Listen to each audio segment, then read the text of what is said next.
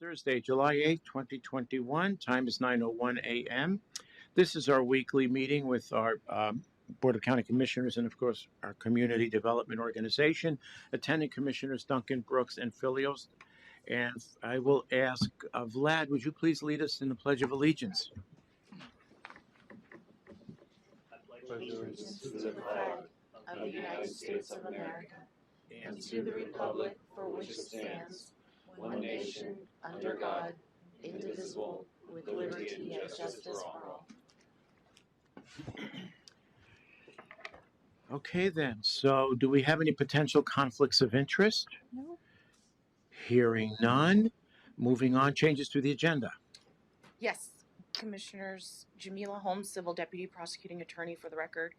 I'm covering for Mr. Braden today, and Mr. Braden has asked that the executive session at agenda item 8 sub D be moved to a date uncertain, I suppose, when Mr. Braden has returned. Okay, that's perfectly fine. So we'll note that the executive session request for item 8D be deferred to a date uncertain. Thank you, Attorney Holmes. Okay, then, so let's move on to our first item, which is a deliberation, and it's case number CUP standing for Conditional Use Permit 20-0015, a request by Wesley and Laura Johnson Living Trust for a conditional use permit to establish and operate a preschool on an approximately 5-acre lot in the agricultural suburban zone. Go right ahead.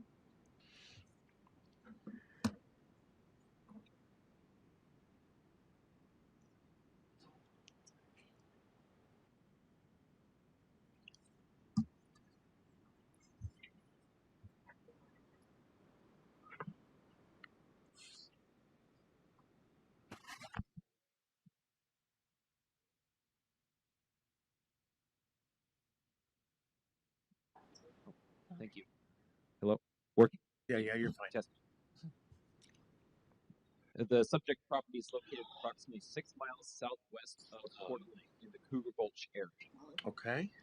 And as you mentioned, the parcel is a 5-acre lot within the Cougar Meadows subdivision and is accessed by Cougar Estates Road, a public road. The parcel is in the agricultural suburban zone, which is a zone that allows for a preschool with approval of a conditional use permit. And the Trying to fix the aspect ratio here. oh, excuse me, one moment, please. Technical difficulties. Okay, let me pause you for a moment. I happen to live on West Cougar Estates Road, and when I consulted with Pat Braden, he thought it might be best that I recuse.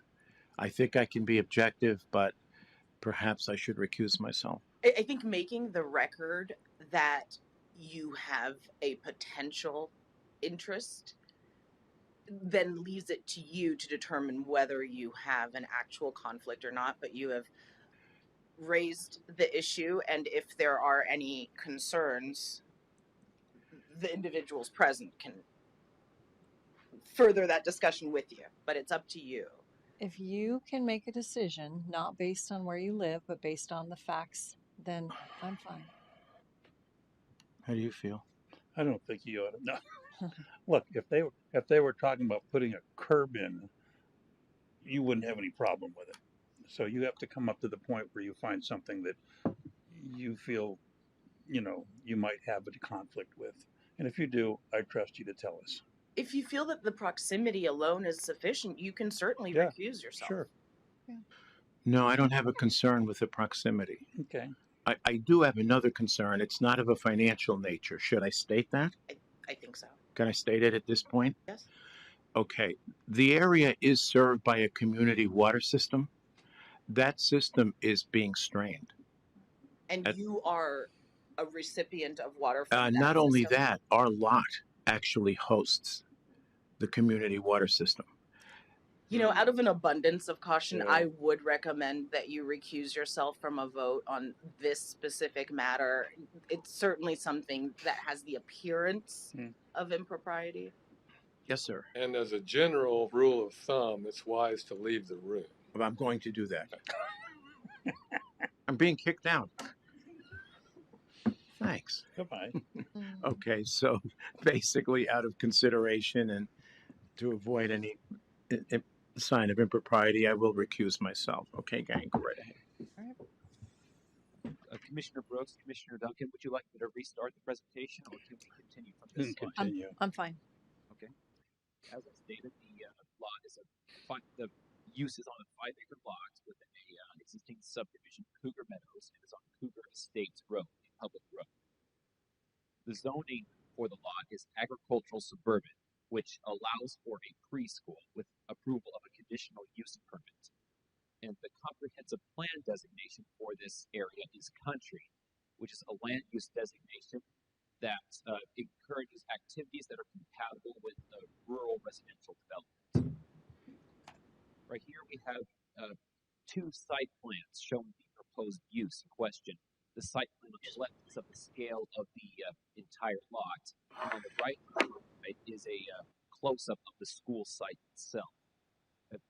The improvements include the location of a classroom, which will actually be within an existing attached garage for a single-family dwelling, a fenced playground area, a fenced learning garden, and also a network of nature trails within the boundaries of the property.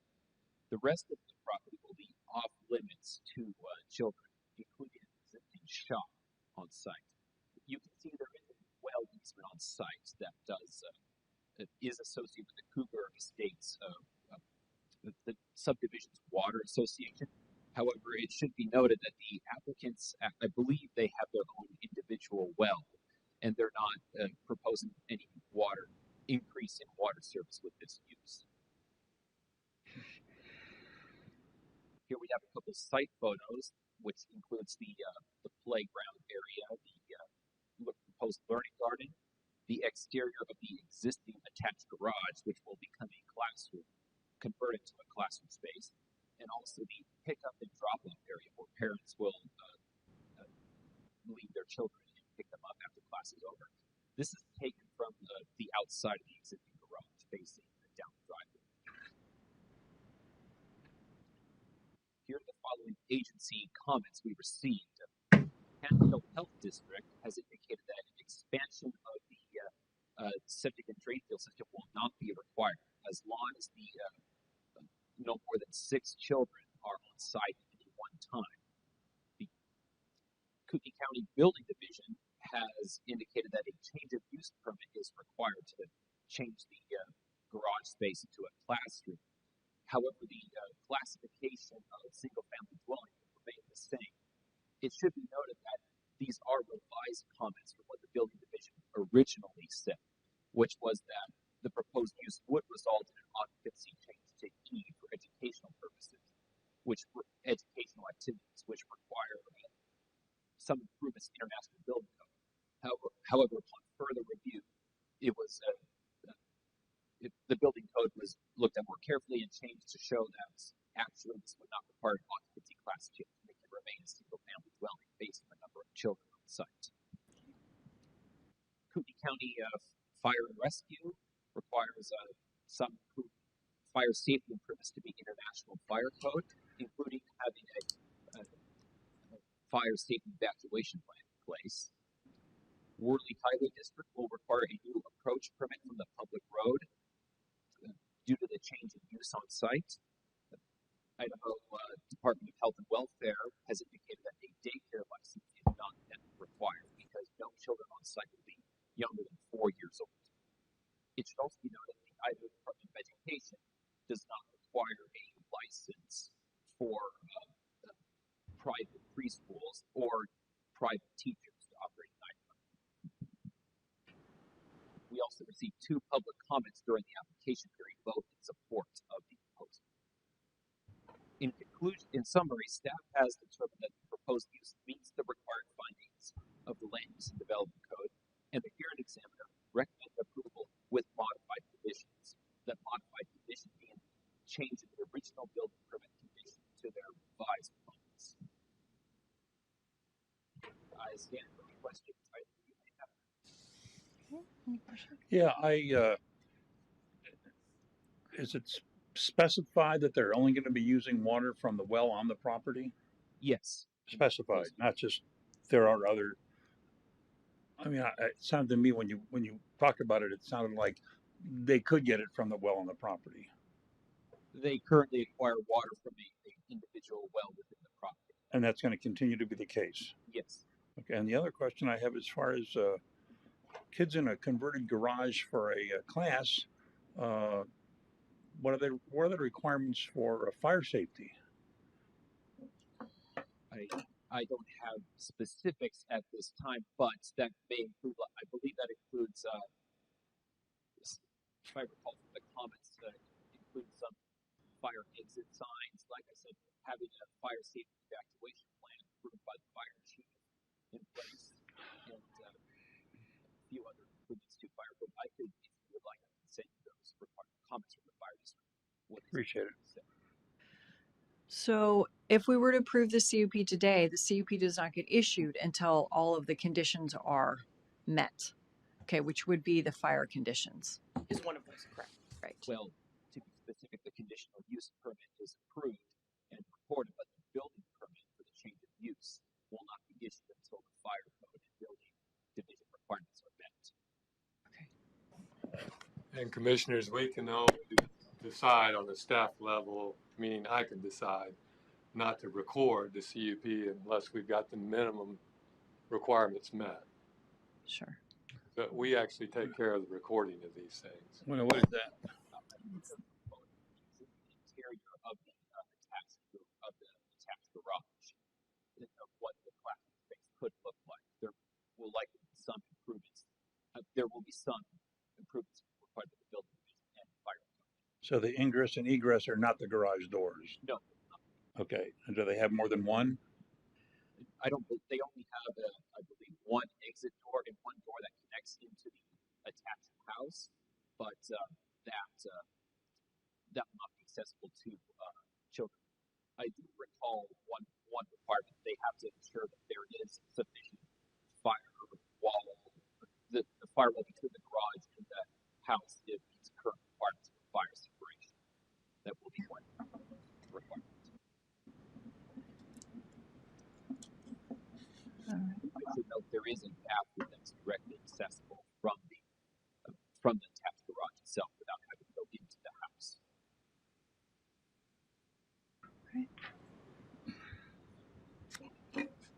Any more questions? Nope. No? Okay, thank you. Thank you.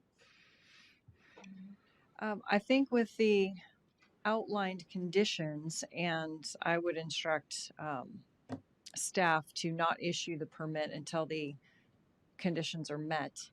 I'm comfortable with it. I mean, it's 6 kids and it's through the school year. So. I'm uncomfortable with it without two exits. One of those exits, that one exit is blocked by fire. What then? I will certainly get you the comments from the fire district, but you may also, if you would like, as Mr. Aware, add additional conditions from what were already recommended by staff and the hearing examiner, and you may add that if you choose to, of course. That would make me feel okay with it. All right, let me, I can read them right here. Let's see. No classroom shall be permitted below the lowest level of discharge, must develop and follow safety and evacuation plans outlined in Chapter 4 of the International Fire Code. Fire extinguisher distribution and maintenance shall be in accordance with the fire code. Smoke detectors must be installed in accordance with code standards. No classroom shall exceed 20 students. Overall student population might not exceed 30. Annual fire inspection shall be requested and conducted on that portion of the structure being utilized as a school. And of course, it has to meet the 2015 International Fire Code requirements. So I thought the picture showed some windows.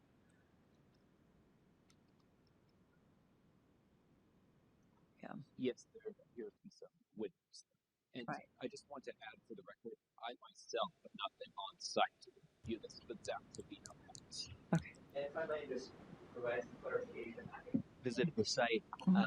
My name is Flanders Zach Trevino for the record, and work with Levi on this project. It's been a joint effort. And so I'm familiar with the as well as the planned operation. One thing that is worth noting is that within the garage, while children are present in there, there will be an adult with them, a teacher, either the owner of the property that resides on site or another individual.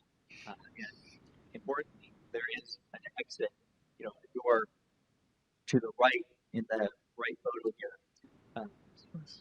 There's a door right over here, right off screen, that leads from outside the driveway into the garage.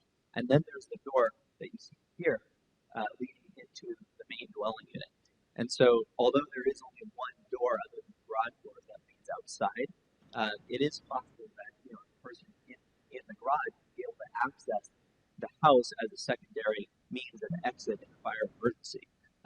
The kids would not be left in the garage alone without adult supervision. And so that's worth noting. What we could do in drafting the order, if you feel it is appropriate, is we could add a condition clarifying that, specifically to state that children within the garage shall be accompanied by an adult constantly, and in the event of a fire emergency, that adult shall have access through the dwelling unit to use that as a secondary emergency exit. Does that seem appropriate? Yeah. Is there a reason why? I mean, are they going to block off the main garage doors? Or are they going to be able to access those in a case of emergency? As I understand it, the garage doors would still be functional, so they could open. They may plan on having materials in front of them, but what we can do is we could also, if you felt that it was appropriate, specifically state that the garage doors shall remain operational and blocked in case they are needed for egress. We could do that as well. Yeah, I think that would be appropriate, just to make sure that there's more than one exit. And because they're on opposite sides of the room, I think that's a good plan. Okay. So That would work for me too. Yeah. okay. All right. So ready for a motion? All right. Okay, I move that we approve case CUP 20-0015, a request by Wesley and Laura Johnson Living Trust. With the addition of making sure the garage doors remain operational for emergency exit. Okay. Second? Bill Brooks, Aye. Commissioner Duncan, Aye. Chair Fillios is excused. All right. Thank you. All right. Thank you, Commissioners.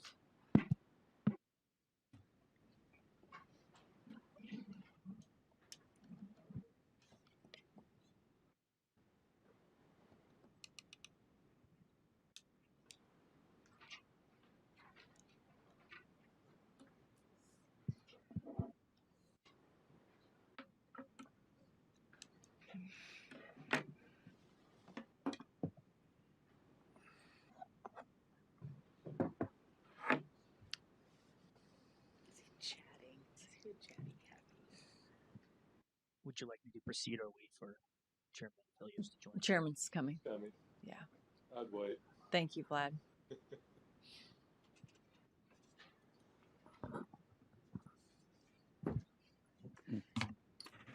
Go right ahead. Good morning, Commissioners. For the record, Vlad Finkel with Kootenai County Community Development.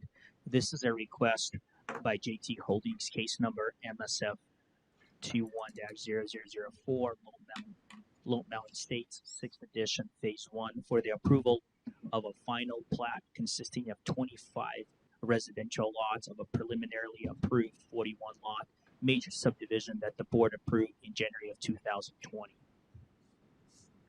The subject property is located on the north side of Kootenai County, specifically north of Chilka Road and just east of Ramsey Road.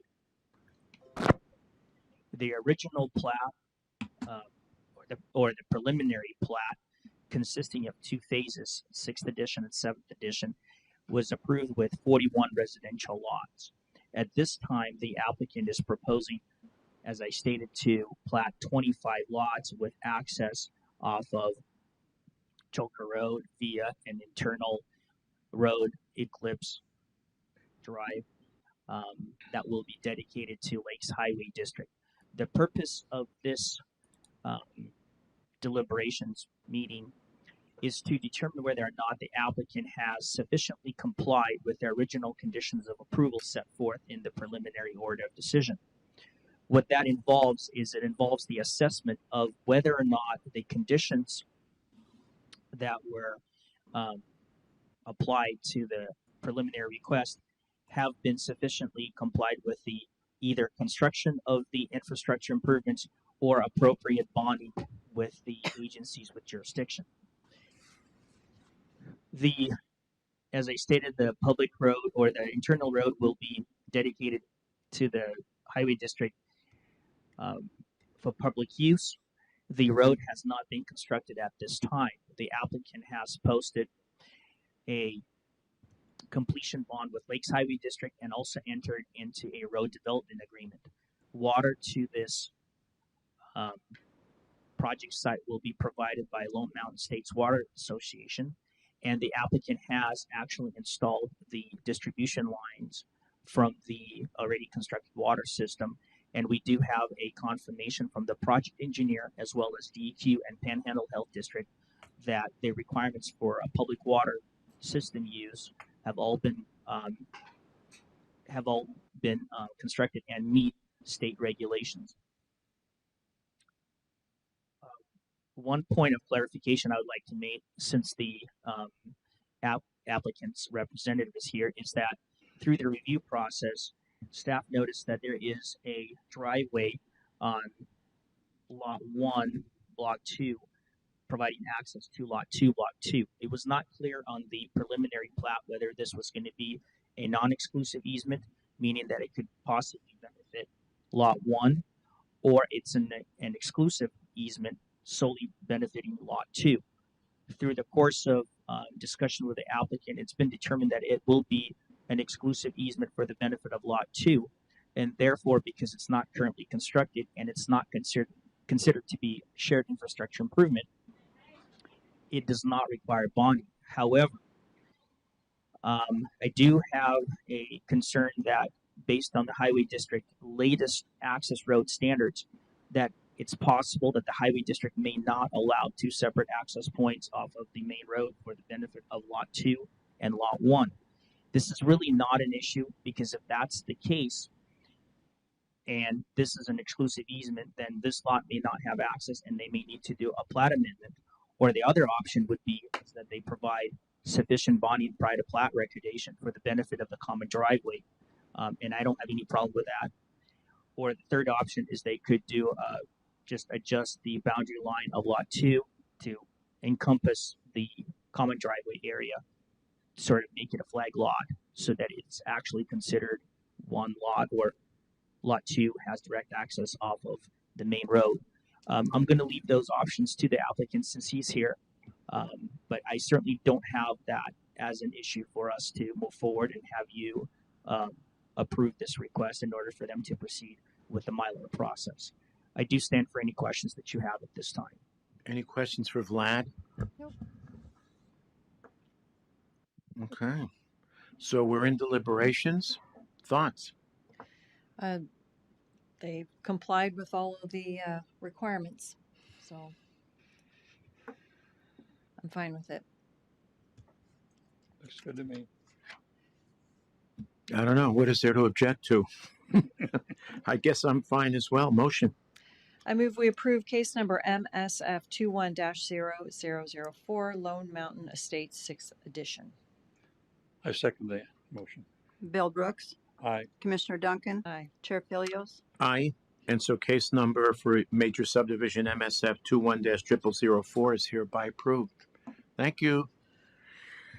Okay, moving on to the signing segment of our meeting this morning. The first one is case number VAR for variance 21-0002, a request by Travis and Kimberly Roth for 10-foot variance to the 25-foot front yard setback requirement from a public right-of-way on an approximately 0.19 acre parcel of land in the restricted residential zone.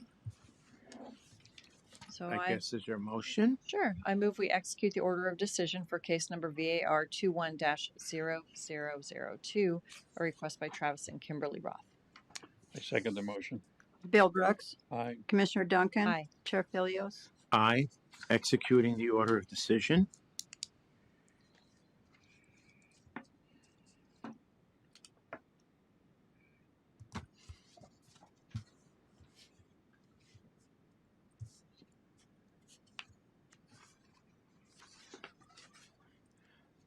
you.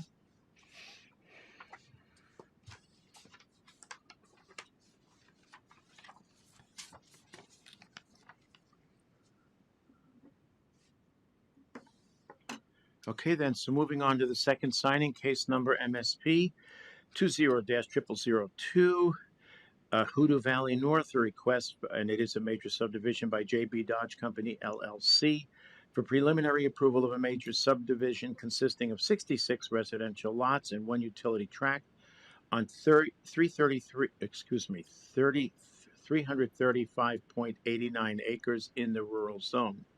Motion, please. I move we execute the order of decision for case number MSP 20-0002, Hoodoo Valley North. I second the motion. Bill Brooks, Aye. Commissioner Duncan, Aye. Chair Fillios. Aye, executing the order of decision.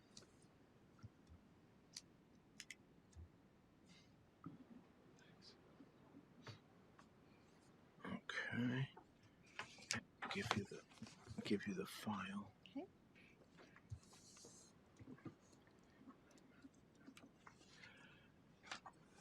Okay, then. So that concludes the signing segment of our meeting this morning. Moving on to the business segment, the community development update. First item, consolidation of AINs 119379 and 134478. Discussion item. Director Callahan, please. Commissioners, you've received a bid for 3 AINs. These are 2 of them. They happen to both be, I'll find a visual for you here next. In the city. Here's one of the 3 since I've got it pulled up. And we'll get to this one next, but just so you see, the green area means it's within the city, in this case Harrison. All 3 of these are. And so in each of the cases, we've suggested if you accept the bids, we just put the biddees on notice that they're going to have to meet applicable regulations of the city, not the county. Mm-hmm. And in 2 of these cases, the one that we just brought up, the properties are right next to each other. Here's one of them in red, the other one, I won't waste your time, but if I pull up the other visual, it'd be right, you can see where the pointer's marking, right next door to it. These are very small lots. Again, they're in the city. Our thought is for them to be useful, they ought to be combined, but that's really a call by the recipient, or the biddee, if you will, the bidder, I guess it is. But the long and short of it is we're fine with all of these as long as the person buying the property understands that they're subject to the city's codes and not ours. Has one person put in a bid for both For all AINs? 3 of them, it's my understanding. Oh, one person. Okay. Okay. All right.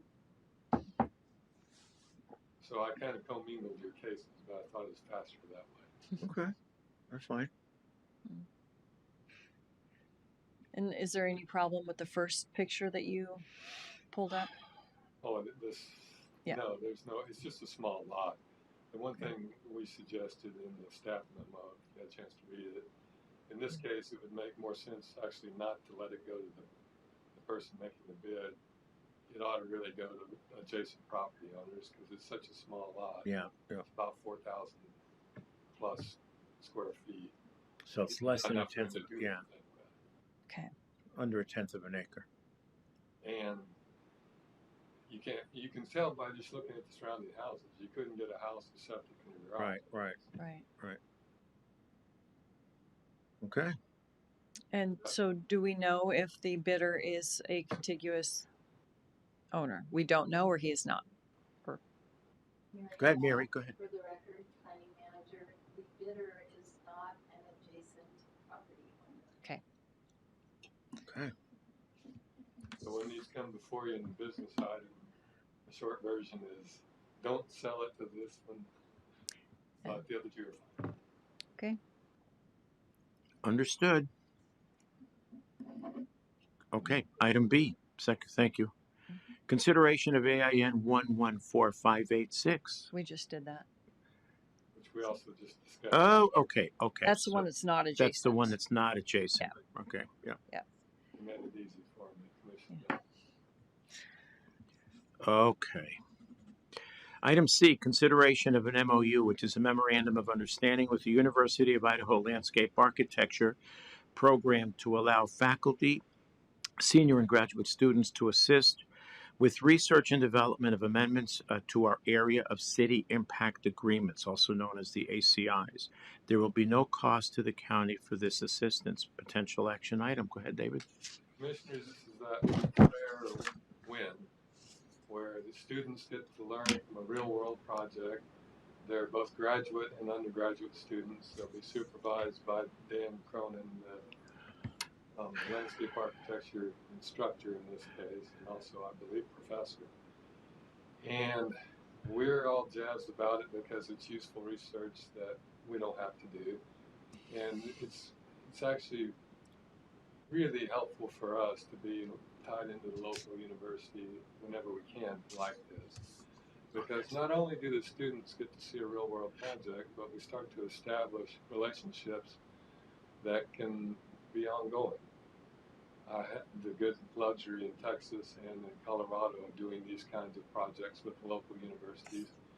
And you'd be surprised that sometimes the students come back to be your employees or other things. So it's a useful win-win. We hope you're in agreement. We think we can use the help, and the students and the instructor believe it would be useful for their part. Right, but we still have an option to not use their work product. If it doesn't work out, we just say thank you very much. Sure. But they still had the benefit of doing the research. Yeah. Okay. Right. So will we bring this to a business meeting for signature? That's probably a good practice. Okay. Just Okay. want to make sure you're okay with it before I got there. Yep. I'm fine. I'm good. Free help. Free help. Okay. And students get to learn something. Okay, cool. All right, so we'll put this on the business meeting agenda. Okay. Executive session, we have stricken that from the agenda. And so I have 9:34 and this meeting, I'm sorry, public comment? None, meeting adjourned. Thank you.